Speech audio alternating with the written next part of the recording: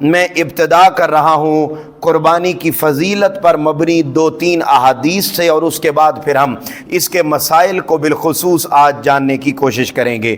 حاضرین محترم، تاجدار کائنات صلی اللہ علیہ وآلہ وسلم کے پیارے صحابی حضرت سیدنا زید بن ارقم رضی اللہ تعالیٰ عنہ وہ بیان کرتے ہیں کہ رسول اللہ صلی اللہ علیہ وآلہ وسلم کے صحابہ کرام نے عرض کیا، یا رسول اللہ صلی اللہ علیہ وآلہ وسلم، یہ قربانیاں کیا ہیں؟ یہ جو ہم 10 ذی الحجہ کو جانور ذبح کرتے ہیں، اور یہ آپ نے ہمیں حکم ارشاد فرما دیا ہے کہ آپ نے ہر 10 ذی الحجہ کو، 11 کو، 12 کو، ان 3 دنوں میں آپ نے قربانیاں کرنی ہیں، تو یا رسول اللہ صلی اللہ علیہ وآلہ وسلم یہ قربانیاں کیا ہیں؟ تو آقا علیہ السلام نے ارشاد فرمایا، قال سنت ابیکم ابراہیم علیہ السلام، فرمایا یہ قربانیاں تمہارے باپ ابراہیم علیہ السلام کی سنت ہیں۔ یا رسول اللہ صلی اللہ علیہ وآلہ وسلم، اگر ہم یہ قربانیاں کرتے ہیں تو ہمیں اس پر ثواب کیا ملے گا؟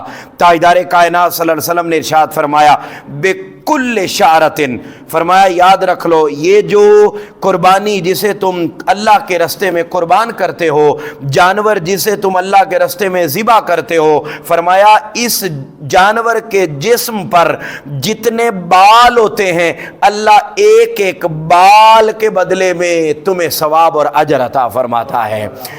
پوچھا یا رسول اللہ صلی اللہ علیہ وسلم، پھر اون کے بارے میں کیا حکم ہے؟ اون کا کیا اجر ملے گا؟ تو آقا علیہ السلام نے ارشاد فرمایا کہ جو حکم باقی جانوروں کا ہے جن کے جسموں پر بال ہوتے ہیں، تو اللہ تعالیٰ ایک ایک بال کے بدلے میں اجر عطا فرماتا ہے، بالکل اسی طرح جس جانور کے جسم پر اون ہوتی ہے تو اللہ رب العزت اس اون کے بدلے میں بھی ایک ایک نیکی عطا فرماتا ہے۔ تو یہ نیکی اور اجر اور اللہ کی رضا کا یہ خاص عمل ہے جو ہم اللہ کی رضا کی خاطر سر انجام دیتے ہیں۔ اسی سے متعلق حضرت ام المومنین حضرت عائشہ صدیقہ رضی اللہ تعالی عنہ آپ روایت کرتی ہیں کہ رسول اللہ صلی اللہ علیہ وآلہ وسلم نے ارشاد فرمایا کہ قربانی والے دن اللہ رب العزت کو کوئی عمل اتنا پسند نہیں ہے جتنا عمل یہ پسند ہے کہ جب اس کا بندہ اس کی رضا کی خاطر کسی جانور کے گلے پر چھری پھیر کر اس کی رضا حاصل کرنے کی خاطر جانور کو قربان کر رہا ہوتا ہے۔ فرمایا اس سے زیادہ اللہ کو کوئی عمل قبول نہیں ہے اور پسند نہیں ہے۔ اور پھر آقا علیہ السلام نے فرمایا، بے شک یہ جو قربانی کے جانور ہیں یہ قیامت کے دن اپنے سینگوں کے ساتھ آئیں گے، اپنے بالوں کے ساتھ آئیں گے، اپنے کھروں کے ساتھ آئیں گے، اور بے شک خون زمین پر گرنے سے بھی پہلے اللہ رب العزت بندے کی قربانی کو بھی قبول کرتا ہے اور اس بندے کے گناہوں کو بھی معاف فرما دیتا ہے۔ لہذا تاجدار کائنات صلی اللہ علیہ وسلم نے فرمایا اس قربانی کے عمل کو بوجھ نہ سمجھا کرو، یہ خاص بڑی بات ہے۔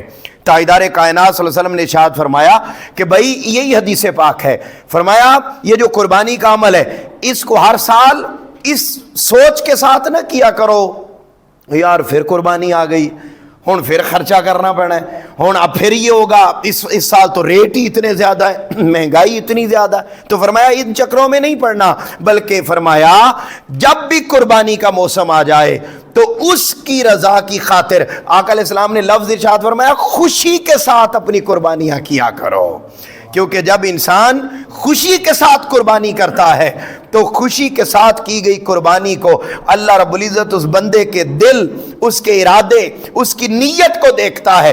ادھر وہ جانور کو لٹاتا ہے، ادھر وہ چھری چلاتا ہے، ادھر خون اس کے گلے سے نکل کر زمین کی طرف جا رہا ہوتا ہے، اللہ اس بندے کی قربانی کو بھی قبول کرتا ہے، اس کے گناہوں کو بھی مٹا دیتا ہے۔ یہی حدیث پاک پھر آقا علیہ الصلوۃ والسلام نے ایک اور مقام پر ارشاد فرمایا، اور یہ بڑی خوبصورت بات آقا علیہ السلام کی اپنی سنت مبارک کہ آقا علیہ السلام خود تو وہ جانور ذبح کرتے جس کا رنگ بھی سیاہ ہوتا، جس کی آنکھیں بھی سیاہ ہوتی، جس کے سینگ بھی سیاہ ہوتے۔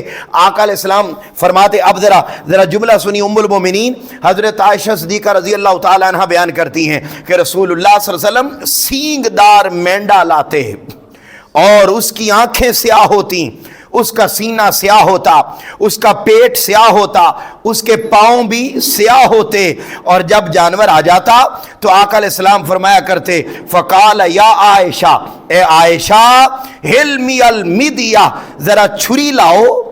ام المومنین حضرت عائشہ صدیقہ رضی اللہ تعالیٰ عنہ کو فرماتے چھری لاؤ، کہتے چھری لاتے، میں لے کر آتی، آقا علیہ السلام اسے پتھر پر تیز کرتے، تیز کرنے کے بعد آقا علیہ السلام اس چھری کو ہاتھ میں لیتے، مینڈے کو پکڑ کر لٹاتے، اور لٹانے کے بعد جب ذبح کرنے کا ارادہ کرتے تو اس سے پہلے تاجدار کائنات صلی اللہ علیہ وسلم دعا کیا کرتے اور کچھ کلمات ارشاد فرماتے، اور وہ کلمات کیا فرماتے؟ فرماتے بسم اللہ اللہم تقبل من محمد، اللہم تقبل من محمد و آل محمد و امت محمد۔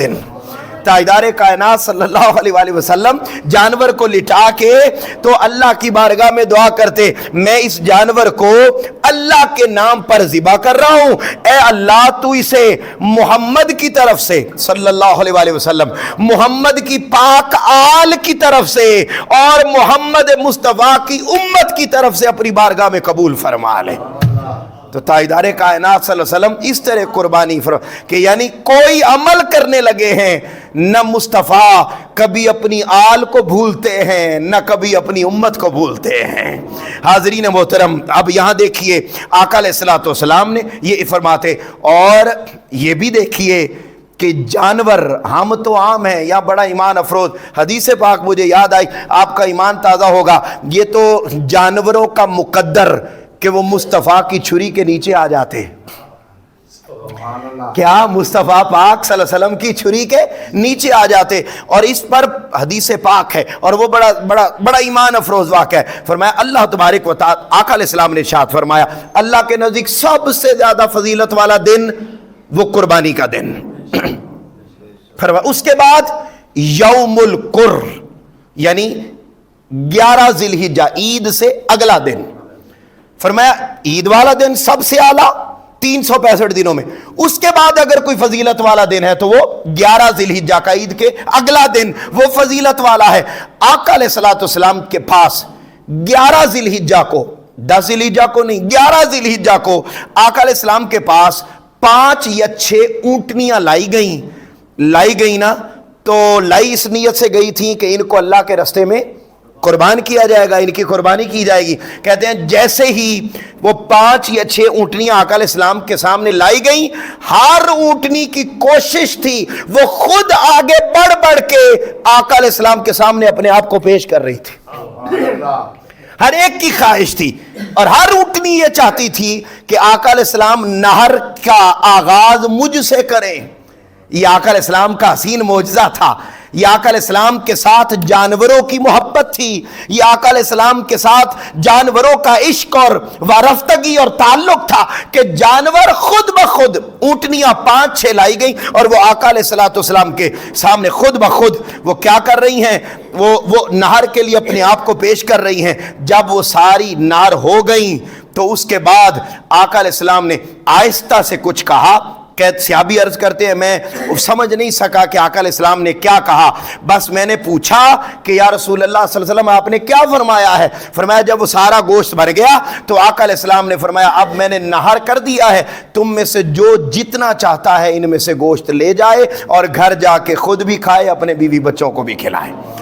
تو تاجدار کائنات صلی اللہ علیہ وآلہ وسلم کے ساتھ آپ حدیث پاک جانیے کہ آقا علیہ السلام سے جانور کس طریقے سے محبت کر کہ قربان ہونے کے لیے محمد مصطفیٰ صلی اللہ علیہ وآلہ وسلم کے ہاتھوں کا خود انتخاب کر رہی ہے۔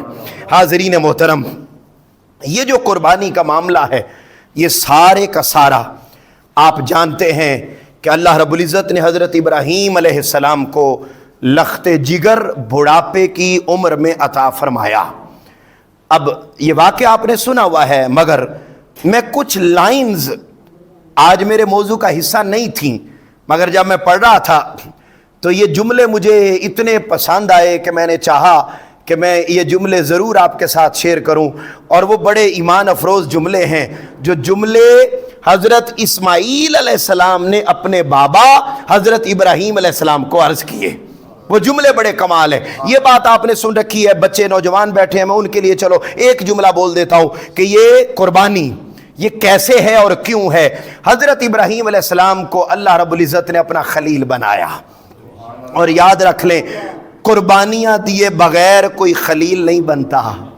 हाय हाय हाय, कुर्बानियां दिए बगैर कोई खलील नहीं बनता, कुर्बानियां दिए बगैर कोई दोस्ती का हक अदा नहीं होता, कुर्बानी दिए बगैर पंजाबी कहते हैं यारी नहीं, फिर वो छोलियां दा वड है। ठीक है, तो यारी कब बनती है? जब इंसान कुर्बानियां देता। अब यहां पर आप देखिए क्या बात की जा रही है। कुरान मजीद ने इस पूरे वाक़े को बयान किया। हज़रत इब्राहीम अलैहिस्सलाम जब लख्ते जिगर पैदा हो गया, हुक्म हो गया कि बियाबान में छोड़ कर आ जाएं, छोड़ के आ गए, उम्र हो गई 18 साल। दोबारा मुलाकात के लिए गए, जब मुलाकात के लिए गए तो अल्लाह रब्बुल इज़्ज़त ने हुक्म दे दिया कि ए मेरे खलील, इसको मेरे नाम पर ज़िबा कर दो, कुर्बान कर दो। काला, अब जब ख्वाब देख लिया हज़रत इब्राहीम अलैहिस्सलाम ने, बड़ी देर के बाद लख्ते जिगर को देखा था, और उसी पहली मुलाकात में ये हुक्म दे दिया कि मैंने 3 रातें हो गई हैं, 8 ज़िलहिज्जा, 9 ज़िलहिज्जा, 10 ज़िलहिज्जा, 3 रातें गुजर गई हैं, मुसलसल मैं ख्वाब देख रहा हूँ, और ख्वाब में एक ही बात आ रही है कि मैं तुम्हें अल्लाह के नाम पर कुर्बान कर रहा हूँ। अब ये बात मैंने कहा आपने सुन रखी, मैं वो जुमले आपको सुनाना चाहता हूँ। किस कदर मोहब्बत, किस कदर अपनाइयत, किस कदर प्यार था बेटे और बाप में, बेटे और बाप में। अब वो जरा कुरान कहता काला या बुनैया इन्नी अरा फिल मनाम, ऐ मेरे बेटे मैंने ख्वाब में ये देखा है, अन्नी अज़बहु का, कि मैं तुम्हें ज़िबा कर रहा हूं, फंजुर माज़ा तरा। तो अब आगे ये सारी आयत बयान करने के बाद बेटा क्या कहता है? बेटा कहता है या अबत फ़अल माज़ा तुमर, ऐ मेरे बाबा आपको परेशानी की जरूरत नहीं है, आप वही करें जो आपने ख्वाब में देखा है, आप वही करें जिसका आपको रब की तरफ से हुक्म दिया गया है। आप एक लम्हा के लिए भी ना सोचें, क्योंकि ना मैं उसका हूं, ना मैं अपना हूं, ना आप अपने हैं, आप भी उसके हैं, मैं भी उसका हूं। तो जब सोच एक हो जाए ना बाप और औलाद में, वालिदैन और औलाद में, तो सोच एक हो जाए। और याद रख ले सोच तब ही एक होती है जब उसके लिए कोशिश की जाए। बाप भी उधर जुड़ा हुआ था, बेटे को भी उधर जोड़ा, उधर जोड़ा। जब बाप ने किरदार अदा किया, मां ने किरदार अदा किया, तो इस बात में कोई शक नहीं कि हजरत इस्माईल अलैहिस्सलाम अल्लाह के नबी थे और वो चुने हुए थे। मगर याद रख ले तरबियत उम्मत को देने के लिए प्रोसेस सारा करना पड़ता है। अब वो जब किया, हाज़रीन मोहतरम बात में आगे लेकर जाना चाहता हूं क्योंकि मैं ज्यादा फोकस आज कुर्बानी के मसाइल के ऊपर करना चाहता हूं। अब हुआ क्या, जब हुक्म आ गया कि आप वही करें जिसका आपको हुक्म दिया गया है। अच्छा, इंशाअल्लाह मिनस साबिरीन, इंशाअल्लाह आप मुझे उसके नाम पर ज़िबा भी कर देंगे तो उफ तक नहीं करूंगा, बल्कि मुझे सब्र करने वाला ही पाएंगे। शिकवा नहीं होगा जुबान पर, शिकायत नहीं होगी जुबान पर, जो आपको हुक्म दिया गया वो करें। अच्छा, अब जब ये बात सारी हो गई ना, तो जब ज़िबा करने के लिए लिटाया, तो अब जरा सुनिए और अपना ईमान ताज़ा कीजिए। ये वो जुमले हैं जो मैं आप तक पहुंचाना चाहता हूं। बेटे ने बाप से कहा, देखिए इस बात में कोई शक नहीं है कि मुझे आपसे बड़ी मोहब्बत है और आपको, बोलिए ना, मुझसे बड़ी मोहब्बत। जवानी की औलाद वो बहुत बड़ी आजमाइश और मोहब्बत का जरिया होती है। बुढ़ापे में अल्लाह दे तो उसकी मोहब्बत का आलम और ज्यादा हो जाता है, और इंसान जूं जूं बूढ़ा होता चला जाता है उसकी मोहब्बत औलाद के साथ और चीजों के साथ ज्यादा हो जाती है। हाज़रीन मोहतरम, जवानी में हो तो फोन करे न करे, पूछे न पूछे, कोई फर्क नहीं पड़ता। जैसे जैसे वालिदैन बूढ़े होते चले जाते तो औलाद की तरफ से उनकी ख्वाहिश और ज्यादा बढ़ती चली जाती है कि हमें पूछा जाए, हमारा ख्याल रखा जाए, हमें तवज्जो दी जाए। जैसे छोटे बच्चे की तबीयत हो जाती है कि वो हर लम्हा अपनी माँ और बाप की तवज्जो का तलबगार होता है, ऐसे ही बूढ़ा शख्स माँ हो या बाप हो, वो अपनी औलाद की तरफ से तवज्जो का तलबगार होता है। अब आप अंदाजा करें, मोहब्बत बड़ी वाज़े। उस सूरत हाल में अब बेटे को भी पता था कि कहीं ऐसा ना हो कि जो इरादा किया है उसमें कोई कमी आ जाए। इस सूरत हाल में बेटा अर्ज करता है, अब्बा जान आपने मुझे ज़िबा करने का इरादा कर लिया, मैंने भी अपना सब कुछ उसके नाम पे कुर्बान करने का इरादा कर लिया। अब आप जब मुझे लिटाएं तो पहला काम ये कीजिएगा, मुझे रस्सियों के साथ मजबूती से बांध लेना, कहीं ऐसा ना हो कि मैं तड़पने लगूं और आप अपने इरादे से पीछे हट जाएं। हाय हाय हाय हाय हाय। आप अंदाजा करें औलाद किस तरीके से उसकी रजा में कामयाब करने के लिए अपना किरदार अदा कर रही। कहती है अब्बा जान मुझे रस्सियों से बांध लेना, अच्छा कहीं ऐसा ना हो कि अब मैं तड़पूं तो आपका दिल पसीज जाए और आप अपने इरादे से पीछे। अच्छा फिर आगे, जब मैं ज़िबा करने लगे तो आप अपने कपड़ों को अच्छी तरह समेट लेना, कहीं ऐसा ना हो कि मेरा खून आपके कपड़ों पे लग जाए और जो कुर्बानी की है उसके अजर में कमी वाक़े हो जाए, कमी वाक़े ना हो। फिर कहते मौत बड़ी सख्त है, अगला काम ये कीजिएगा कि जब मुझे ज़िबा करने लगे तो अपनी छुरी को अच्छी तरह तेज कर लेना ताकि वो आसानी से चले। इधर आपका ध्यान भी उधर होगा और इधर मेरा ध्यान भी उधर होगा, छुरी अपना काम कर जाएगी, हम दोनों उसकी रजा पे कुर्बान हो जाएंगे।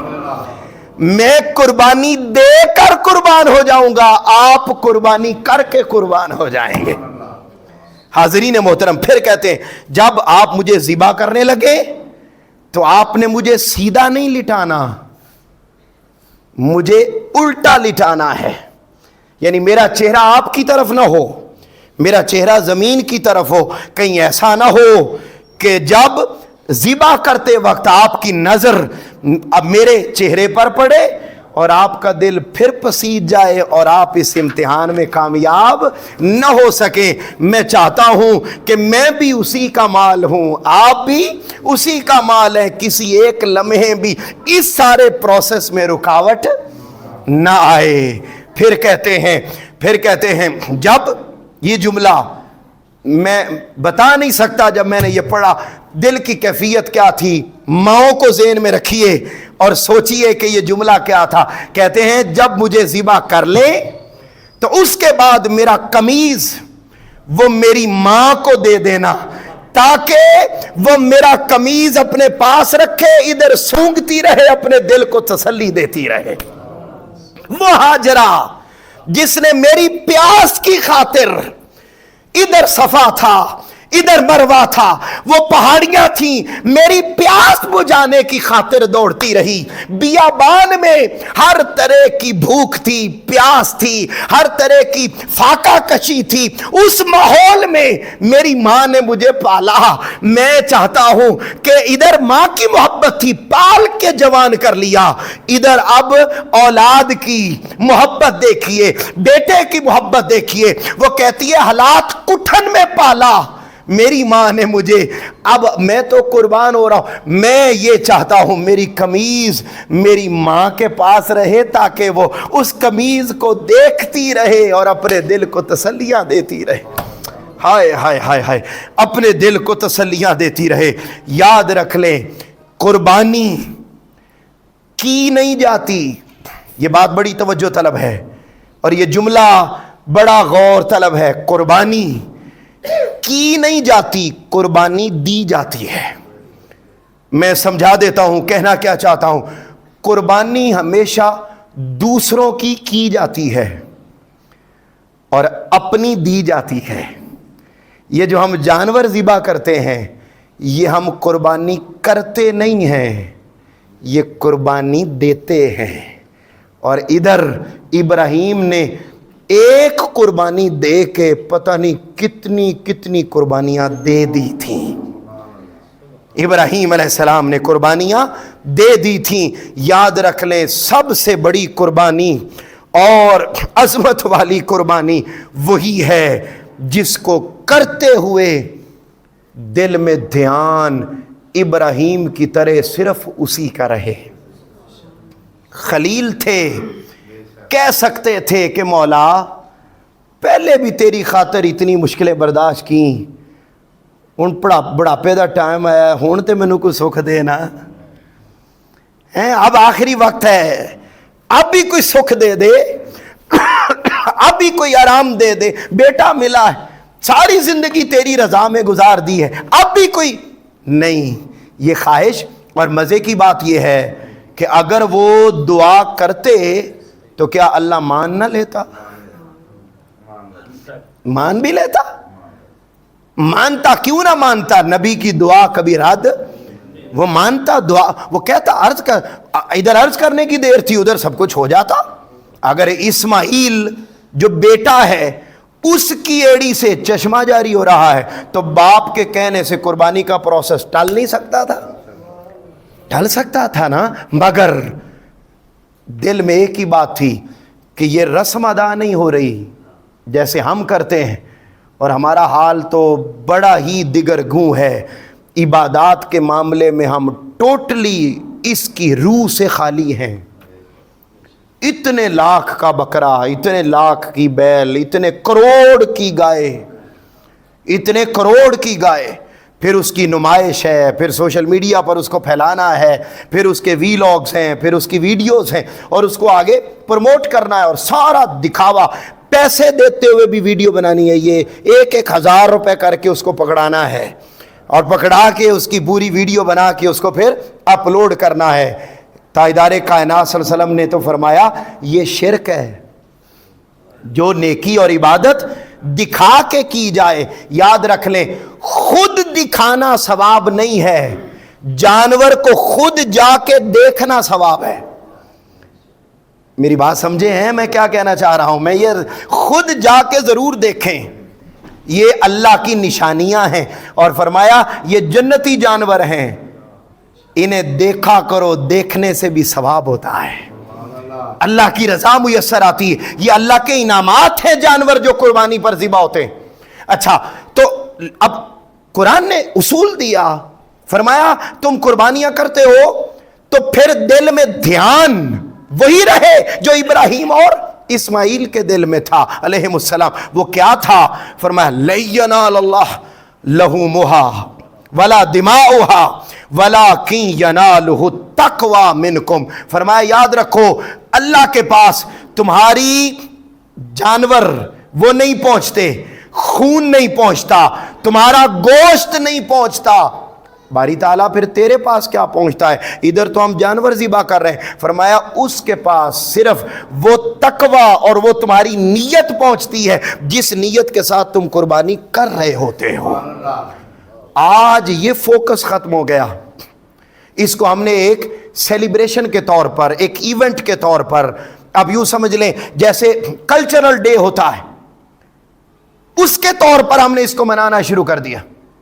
और बाज घर ऐसे होते हैं कि जिनकी पहुंच में नहीं होता। मसलन आज के इस ये जो अभी ईद आ रही है, जिसके पास 4.5 लाख रुपया है, कितना वो बंदा कुर्बानी करे, और जिसके पास इतना पैसा नहीं है वो कुर्बानी उस पर वाजिब नहीं है। लेकिन हमारी सूरत हाल ये बन गई है कि कर्जे ले लेकर भी हम कुर्बानी के अमल में शरीक हो रहे हैं।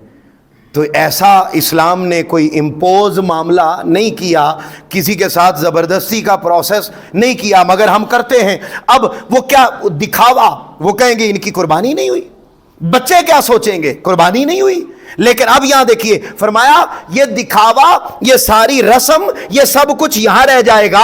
असल बात यह है कि जब आपने छुरी चलाई तो आपके दिलो दिमाग में उधर ध्यान कितना था? फरमाया जब तुम कुर्बानी करोगे, जितना ध्यान उधर तुम्हारा पुख्ता होगा, उतने अजर और सवाब के साथ तुम्हारी कुर्बानी को कबूल कर लिया जाए। तो तकवा, یہ ٹاپ پریورٹی ہے قربانی کی خاطر۔ حاضرین محترم، آئیے میں اس کے آخری حصے کی طرف بڑھتا ہوں، ساری چیزیں چھوڑ کر، کہ یہ جو قربانی کا عمل ہے اس کو کرتے ہوئے ہمیں کن آداب اور مسائل کا خیال رکھنا ضروری ہے۔ ہم نے پہلی بات تو یہ ہے کہ جب قربانی لی تو اونچا بولیے، کس کی رضا کی خاطر؟ اللہ کی رضا کی خاطر۔ کوئی دھیان ایک لمحے کے لیے بھی اور نہیں آنا چاہیے۔ کسی دن ایک جملہ بھی بول دیا، کیا میرا بڑا منڈا بڑا تنگ کردا سی، بس میں اندی وجہ تو مینوں مجبوراً لینی پئی، تو یاد رکھ لیں پھر وہ مجبوراً ہی ہوگا، اس کا کوئی فائدہ۔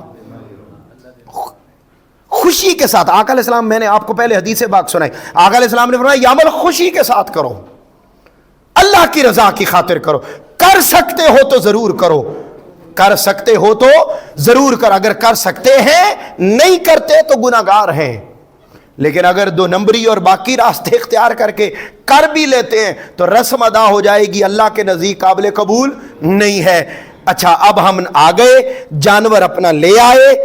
یاد رکھ لیں، اہل علم نے تو یہاں تک بات کی، انہوں نے کہا قربانی کے جانور کو جانور نہ کہا کرو، اسے ذبیحہ کہا کرو، کیونکہ اس نے اس کے نام پر قربان ہونا ہے۔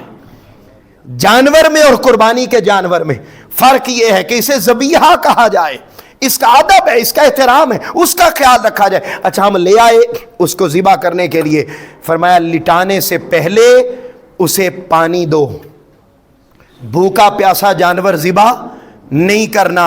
اور دوسرا پوائنٹ فرمایا کہ آپ نے جب بھی ذبح کرنا ہے تو اگر 2 4 5 10 جانور ہیں، 2 بھی ہیں، تو ایک جانور کو دوسرے جانور کے سامنے ذبح، اور یہاں تک کہ اگر جانور ویسے موجود ہیں ان کو آپ نے ذبح نہیں بھی کرنا تو پھر بھی اس کو آپ نے کسی جانور کے سامنے ذبح، یہ نہیں کہ حویلی میں باقی جانور بھی موجود ہیں اور انہی کے سامنے آپ چھری چلا دیں۔ فرمایا یہ قربانی کو ذبح کرنے کے آداب کے خلاف ہے، تنہائی میں اسے ذبح کیا جائے۔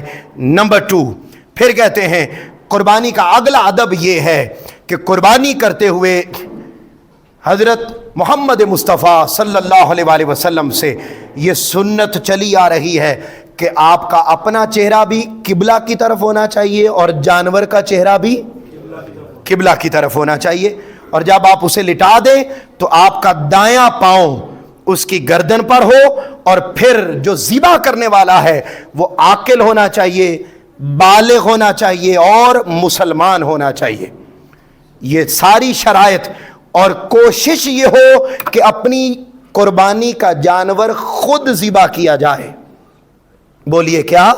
خود ذبح کیا جائے، اور اگر نہیں کر سکتے تو ترجیحاً پھر کسی متقی پرہیزگار نیک آدمی جس کو آپ محلے میں سمجھتے ہیں اس سے ذبح کروایا جائے، اور جب آپ ذبح کروائیں تو آپ کا خود اس کے اوپر موجود ہونا، بولیے، ضروری ہے۔ اور اسی طریقے سے خواتین اگر ان کی قربانی ہے تو وہ بھی ذرا سن لیجئے، حضور اکرم صلی اللہ علیہ وآلہ وسلم خود اپنے دست مبارک سے اپنی قربانی ذبح فرمایا کرتے، اور جب آپ نے اپنی لخت جگر سیدہ فاطمہ الزہرا سلام اللہ علیہا ان کی قربانی کا ارادہ فرمایا، ان کی طرف سے قربانی کا، تو آپ نے انہیں بلایا اور بلا کے قربانی کے جانور کے قریب انہیں کھڑا کیا۔ اس کا مطلب یہ ہے کہ اگر ہم اپنی وائف، اپنی بیٹیوں کی طرف سے قربانی کرتے ہیں تو ان کا وہاں قربانی کو ذبح کرتے ہوئے موجود ہونا، بولیے، ضروری ہے، یہ ان کو وہاں اوپر کھڑے ہونا چاہیے۔ پھر اسی طریقے سے چھری کو تیز کرنا یہ بہت زیادہ ضروری ہے۔ حضور اکرم صلی اللہ علیہ وآلہ وسلم ایک آدمی کے قریب سے گزرے، اور یہ جو چھری تیز کرنی ہے نا، یہ اپنے جانور کے سامنے نہیں کرنی، یہ سب آداب ہیں، یہ اس کے حقوق ہیں جو ہم نے ادا کرنے ہیں۔ اچھا، یہ اخلاقیات میں آتا ہے جو ہم نے ادا کرنا ہے۔ اب ذرا سنیے، فرمایا جانور کے سامنے آپ نے چھری کو تیز نہیں کرنا۔ آقا علیہ السلام نے ایک شخص کو دیکھا، اس نے جانور لٹایا ہوا ہے اور پاؤں بھی اوپر رکھا ہوا ہے گردن پر، اور اسی کے سامنے چھری کو تیز کر رہا ہے۔ آقا علیہ السلام نے اس کو دیکھا اور فرمایا کیا تم یہ کام پہلے نہیں کر سکتے تھے؟ کیا تم اس جانور کو کئی بار موتیں مارنا چاہتے ہو؟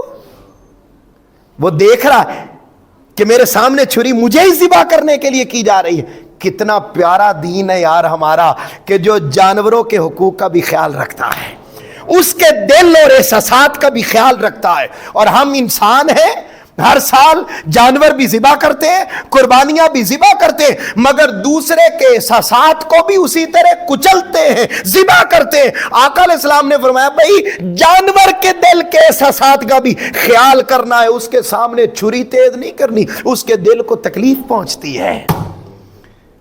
جو دین ہمیں جانوروں کا احساس کرنے کا حکم دے, وہ اور اس دین کے ماننے والے انسان اگر آپس میں خیال نہ کریں تو یہ بڑا ظلم ہوگا. پھر آگے چلیے, یاد رکھ لیں, عورت اگر قربانی کسی عورت کی ہے, خاتون کی ہے, تو وہ خود ذبح کرنا چاہے تو وہ خود ذبح کر سکتی ہے. کیا خود ذبح کر سکتی ہے؟ اور اگر یہ پابندی نہیں ہے کہ صرف مرد ہی ذبح کریں گے, عورت ذبح. آقا علیہ السلام کے زمانے میں حضرت کعب بن مالک رضی اللہ تعالیٰ عنہ روایت کرتے ہیں کہ آقا علیہ السلام کے زمانے میں خاتون نے پتھر کی نوک سے بکری کو ذبح کیا. رسول اللہ صلی اللہ علیہ وسلم سے اس کے بارے میں دریافت کیا گیا کہ یا رسول اللہ صلی اللہ علیہ وسلم, یہ خاتون نے جانور کو ذبح کیا, کیا ہم اس کا گوشت کھا سکتے ہیں؟ آقا علیہ السلام نے فرمایا کیوں نہیں کھا سکتے, وہ جیسے مرد کے لیے ذبح کرنا جائز ہے اسی طرح عورت کے لیے بھی ذبح کرنا جائز ہے, تم سب اس کا گوشت کھا سکتے ہو. اور یہ بخاری کے حدیث پاک 2304 ہے. اچھا, اب کر سکتی ہے, اگر نہیں کر سکتی تو اس کا وہاں جانور کے قریب کھڑے ہونا یہ بہت زیادہ ضروری ہے. اب ہم آخری بات کی طرف چلتے ہیں.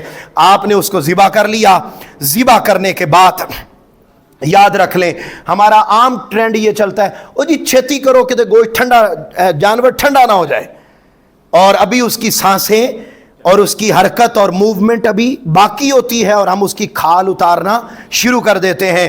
تاجدار کائنات حضرت عبداللہ ابن عباس رضی اللہ تعالیٰ عنہ سے مروی ہے کہ حضور اکرم صلی اللہ علیہ وسلم نے جانور کا سانس بند ہونے سے پہلے اس کی کھال اتارنے اور اس کا گوشت اتارنے سے منع فرمایا. اس کا مطلب یہ ہے کہ ذبح کرنے کے بعد آپ نے کچھ ٹائم اس کو دینا ہے تاکہ وہ مکمل طور پر اپنی جان اس کے سپرد کر لے, اس کی حرکت نقل ساری اس کی موومنٹ ختم ہو جائے. اس کے بعد تسلی کے ساتھ آپ اس کی کھال بھی اتاریں اور جانور کو ذبح بھی کریں.